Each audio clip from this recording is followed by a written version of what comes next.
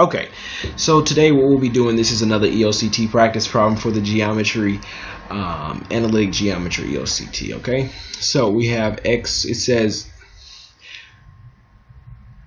when graphed, the circle with the equation x squared plus y squared minus 14x plus 10y plus 65 is equal to 0 will lie in which quadrant? So over here we have our Cartesian plane that we're going to be graphing inside of, right?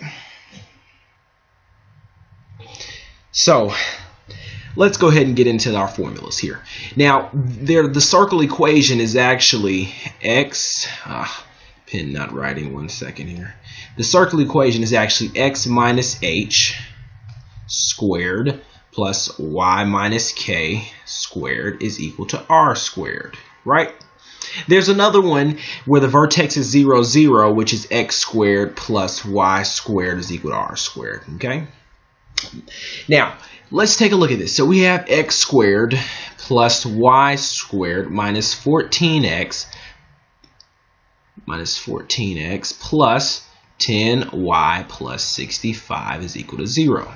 Now, just because you see x squared and y squared in here does not mean that this will be the equation to where vertex is 0, 0. We have to work it out. So let's try to get it in this form here, this first equation form, okay? So let's get our x's together. So we'll get our x squared minus 14x together, and then we'll add that to our y squared plus 10y. We'll subtract 65, so that'd be equal to a minus 65, okay? Now, we're going to have to do something called completing the square. We're going to have to complete the square here in order to get it into this perfect square form, okay? So let's see what we have here. Let's change the pen color. So we'll end up having x squared minus 14x plus a number, right, plus y squared plus 10y plus a number is equal to a minus 65. Now, if you don't remember how to complete the square, you have to watch my previous videos on completing square and solving quadratic equations by various methods. Okay, so completing the square says we're going to do b divided by 2 squared. Okay, so b, which will be this here, so negative 14 divided by 2, which will be 7, negative 7, and negative 7 squared will be 49. Okay, the same thing here. 10 divided by 2 is 5. 5 squared is 25. So it's going to be plus 25. Now, we added this to this side. We added 49 and 25 to this side. So we must also add it to this side since we're dealing with an equation. Okay, so what do we have here? We have a perfect square trinomial that we can actually factor, right? So we'll factor this into what? X minus 7 squared. Because if we have x minus 7 squared here, and we actually perform the FOIL process on x minus 7 squared, what we end up with is x squared minus 14x plus 49. Okay? Alright, so we have that plus, we're going to add to, let's same thing here, y, this is going to be a plus 5 squared, because we take the square root of this last number and also the square root of this first number, and we insert them down here into our square binomial. Okay, so if you do the FOIL method here, you'd end up getting this back. Okay, it's equal to 60 minus 65 plus 49 plus 25, and you'd end up getting 9. Okay, so now look at this equation here. This equation looks just like the circle equation that I said when vertex is at h comma k, and which is not 0. X minus h plus 5 squared is equal to 9. Okay. All right. So let's get into the question. This is the equation in the circle form.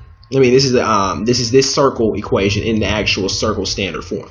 So let's get into the question here. It says what quadrant would it lie in? So this is quadrant 1, this is quadrant 2, this is quadrant 3, and this is called quadrant 4. Okay, if we were to graph this here,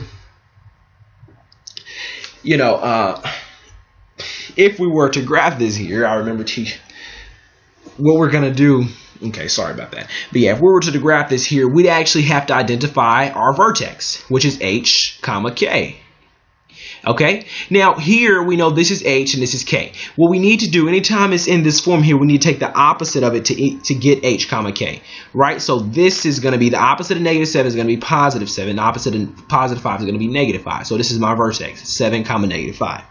Now we also need the radius. If this the formula says this over here is r squared, so that means the radius squared will be this. In order to get the radius, we have to take the square root.